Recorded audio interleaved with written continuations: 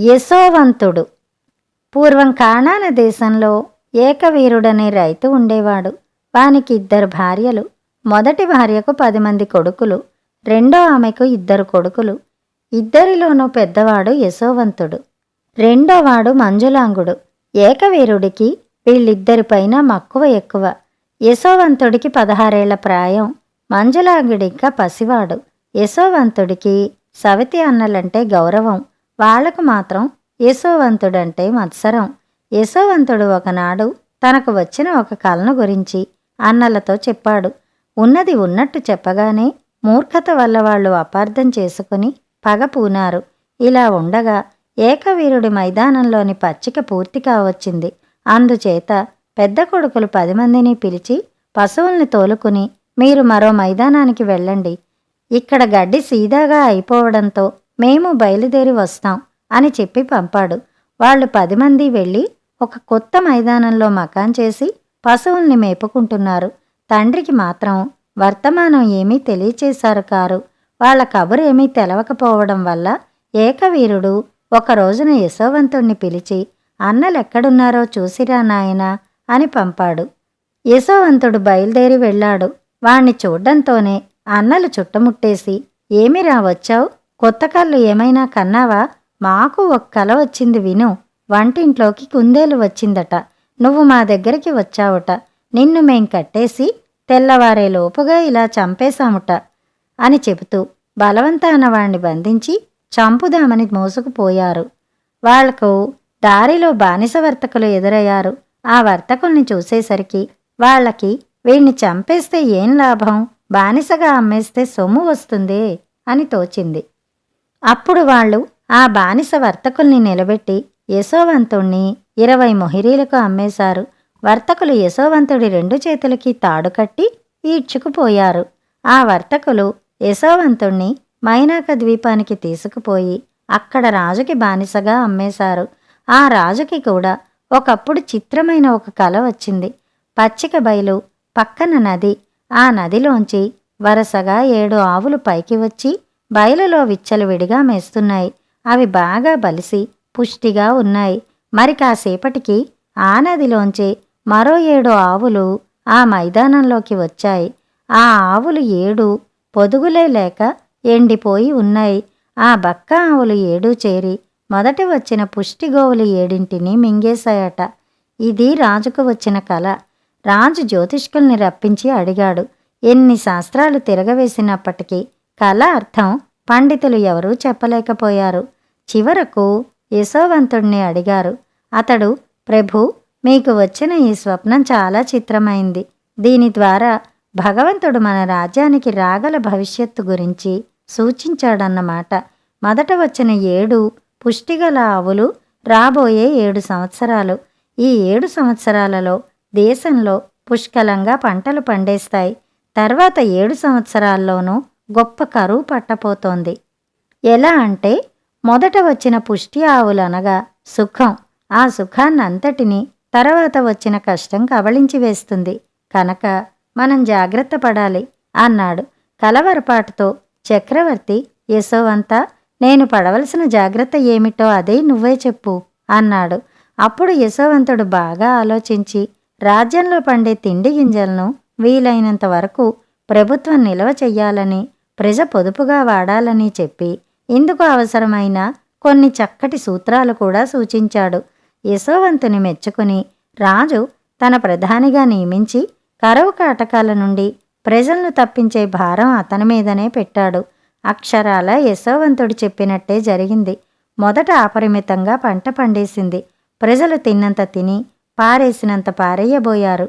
కాని యశోవంతుడు ఒక్క గింజ కూడా వృధా కానియ్యక ప్రజల తిండికి ఎంత కావాలో అంత మాత్రమే ఇచ్చి మిగతా అంతా రాజుగారి గాదెల్లో నింపి నిలవవేశాడు. 7 సంవత్సరాలు సుభిక్షంగా ఇట్టే గడిచిపోయాయి. ఆ వెనక కరువు దాపరించింది. ఆకలితో ప్రజలు హాహాకారాలు మొదలుపెట్టారు. యశోవంతుడు అందరికీ ధైర్యం చెప్పి అనేక విధాల సాయం చేస్తూ వచ్చాడు. ఈ కరువు చుట్టుపక్కల ఉండే అన్ని దేశాలకి వచ్చి పడింది.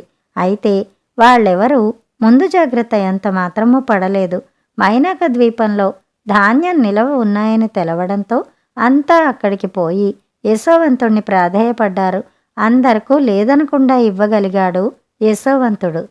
యశోవంతుడి జన్మభూమి అయిన కానాన దేశం నుంచి కూడా ధాన్యం కోసం ప్రజలు సంచీలు పుచ్చుకు వచ్చారు.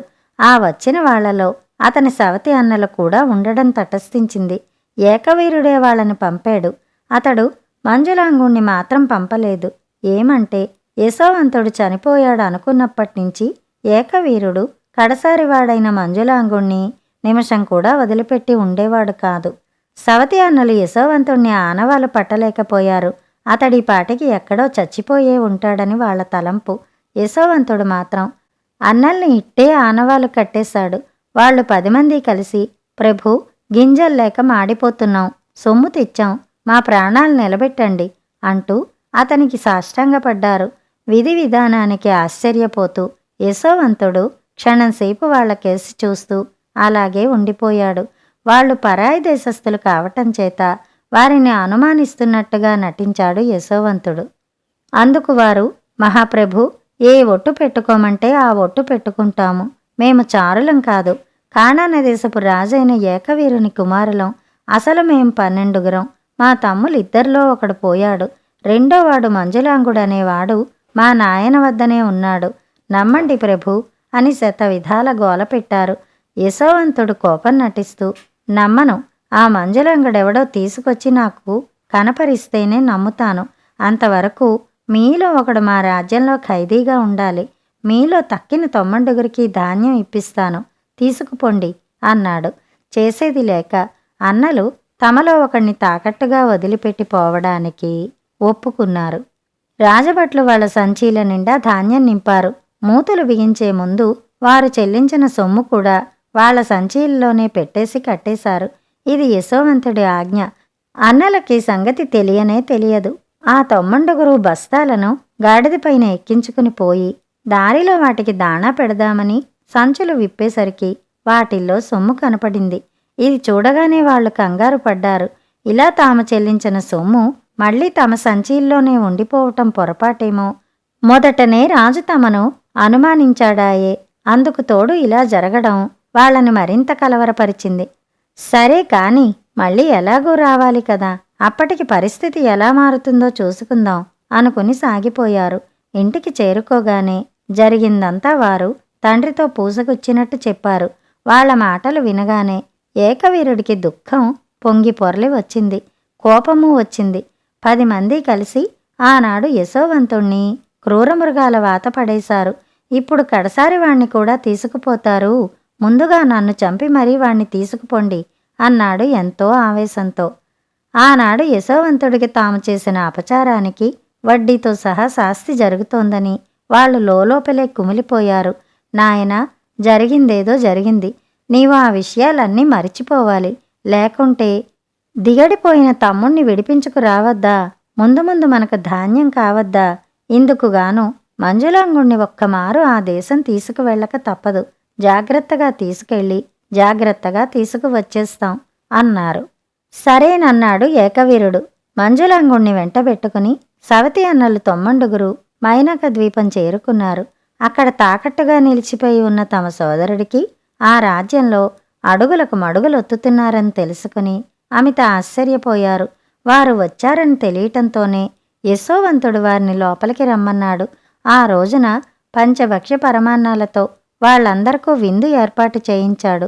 వరుసగా 12 పీటలు వేయించాడు. యశోవంతుడు మొదటి పీట మీద పెద్దన్నని, తర్వాత రెండోవాణ్ణి, అలాగే 10 మందిని వరుసగా కూర్చోమన్నాడు. ఇలా చేసేసరికల్లా ఆ అన్నదమ్ములు మనలో ఎవరు పెద్దో ఎవరు చిన్నో ఈయనకెలా తెలిసింది అని ఎంతో ఆశ్చర్యపోతుంటే యశోవంతుడు 11వ పీట పైన తను కూర్చుని తన పక్క 12వ పీట మీద మంజులాంగుణ్ణి కూర్చోపెట్టుకున్నాడు. ప్రభు, తెల్లవారుజామునే మేం మా దేశం వెళ్ళిపోతాం. తన పక్క 12వ పీట మీద మంజులాంగుణ్ణి కూర్చోపెట్టుకున్నాడు. ముఖ్యంగా తన తమ్ముని భోజనం విషయంలో శ్రద్ధ కనపరుస్తూ తన తిండి మాటే మరిచిపోయాడు యశోవంతుడు. అన్నలంతా ఆశ్చర్యంతో ఆనందంతో ఉక్కిరిబిక్కిరైపోయారు. ప్రభు, తెల్లవారుజామునే మేం మా దేశం వెళ్ళిపోతాం. మా తండ్రి ఈ పసివాణ్ణి విడిచి ఉండలేడు అన్నారు అన్నలు.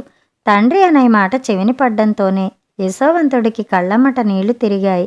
ఆయన కూడా వీళ్లతో వస్తే ఎంత బాగుండిపోను అనిపించిందతనికి. అప్పుడు ఆలోచించి సరే వెళ్ళండి అన్నాడు. అన్నలు ధన్యవాదాలు చెప్పుకున్నారు. యశోవంతుడు రాజభటుల్ని రహస్యంగా పిలిచి వీళ్లు తెచ్చుకున్న 11 సంచుల్లోనూ మళ్ళీ ధాన్యం నింపండి. ఇదివరకు మళ్ళీనే వీళ్ల సొమ్ముల్ని మళ్ళీ సంచి మూతుల్లో పెట్టి కట్టేయండి. మరో పని చెయ్యాలి. మంజులాంగుడు పాయసం తాగిన ఆ బంగారు పాత్రను కూడా వాడి సంచిలో వేసి కట్టేయండి అని ఆజ్ఞాపించాడు. ఆ ప్రకారమే చేశారు భటులు. అన్నదమ్ములు నగరం దాటారో లేదో గుర్రాల మీద రాజభట్లు చక్కా వచ్చి ఆగండి అని గద్దించారు. అన్నలు నిర్ఘాంతపోయి మమ్మల్ని ఆగమంటారేమిటి? మాకు మీ మంత్రిగారు నిన్న రాత్రి విందు చేసి మర్యాద చేసిన సంగతి తెలియదా అని ఎదురు ప్రశ్న వేశారు. అప్పుడు అక్కడ ఉన్న రాజభటులు వేగిరపడుతూ సంచీలన్నీ ఒక్కొక్కటే విప్పి సోదా చేసి మంజులాంగుడి బస్తాలోంచి బంగారు పాత్ర తీసి చూపారు. అన్నలు మంజులాంగుడు కూడా నిశ్చేష్టులై నిలబడ్డారు. ఏమైతేనే మంజులాంగుడికి బేడీలు తగిలించి లాక్కుపోయారు. 10 సంవత్సరాల కిందట యశోవంతుణ్ణి బానిసవర్తకులు ఇలాగే లాక్కుపోయారు. ఇప్పుడు మంజులాంగుణ్ణి లాక్కుపోవడం చూస్తే ఆనాటి యశోవంతుడు జ్ఞాపకానికి వచ్చాడు వాళ్ళకి. అయితే ఇప్పటి పరిస్థితులే వేరు. నాటికి మళ్ళీ ఇప్పుడు వాళ్ళు మంజులాంగుణ్ణి వదిలిపోవడానికి ఎంతమాత్రం వీలు లేదు. అందుచేత 10 మంది వాడి వెనకాలే పరుగులెత్తారు. వెళ్ళి యశోవంతుడి పాదాలపై పడి, ప్రభూ, బంగారు పాత్ర మా వాడి సంచిలోకి ఎలా వచ్చిందో మాకు తెలీదు. వీడు కక్కుర్తి పడేవాడు కాదు. తర్వాత తమ దయ అంటూ ప్రార్థించారు. అప్పుడు యశోవంతుడు, మీరు వెళ్ళిపోవచ్చు. దొంగ సొత్తుతో దొరికాడు గనక వీణ్ణి శిక్షిస్తాను. తక్కిన వాళ్లతో నాకు పనిలేదు అన్నాడు. వాళ్ళు గొల్లుమంటూ, ప్రభూ, మేం 10 మంది నీ పాదసేవకులమై ఇక్కడే ఉండిపోతాం. మంజులాంగుణ్ణి తీసుకు వెళ్లకుండా వృద్ధుడైన మా తండ్రికి మా మొహాలు కనపరచలేము. తండ్రి పట్ల ఇప్పటికే మేం చాలా అపచారం చేశాం. మంజులాంగుడి పైన ఆయన పంచప్రాణాలు పెట్టుకుని బతుక్కొస్తున్నాడు. ఇప్పుడు వాడు మాతో రాలేదని తెలిస్తే చాలు ఆయన గుండె పగిలిపోతుంది. ప్రభూ, మేం దోషులం, మహాపాపులం. నీ ఇష్టం వచ్చినట్లు మమ్మల్ని శిక్షించు. మంజులాంగుడి నిరపరాధి, వాణ్ణి మాత్రం వదిలిపెట్టు అని కాళ్ల వేళ్లా పడి బతిమలాడుతూ తాము చేసిన తప్పిదాలన్నీ దాచకుండా వెల్లడించారు. యశోవంతుడి హృదయం కరిగి కళ్ళమ్మట జలజలమని బాష్పాలు రాలినాయి. భటులందర్నూ పొమ్మని సంజ్ఞ చేశాడు. వాళ్ళు విస్తుపోయారు. మంజులాంగుడు మటుకు అన్నను పోల్చేసి పోయి గట్టిగా చుట్టపెట్టుకున్నాడు. అప్పటికీ గుర్తించలేకపోయారు తక్కిన అన్నదమ్ములు. యశోవంతుడు తన మంత్రి వేషం విప్పివేసి మామూలుగా కనిపించేసరికి అప్పుడు కనిపెట్టగలిగారు వాళ్ళు. సిగ్గుతో బిక్కచచ్చి ఉన్న అన్నలను యశోవంతుడు ఓదార్చి గతం మరిచిపోమ్మన్నాడు. నిజానిజాలు వెల్లడి అయినాయి. ఏకవీరుడు తక్కిన అందరూ ఇక్కడికే వచ్చేసి సుఖంగా ఉంటున్నారు. చిన్ననాడు యశోవంతుడికి వచ్చిన కళ ఈ విధంగా ఫలించడంతో అందరూ విస్మయం పొందారు. కథ సమాప్తం. కథ కంచికి, మనం ఇంటికి.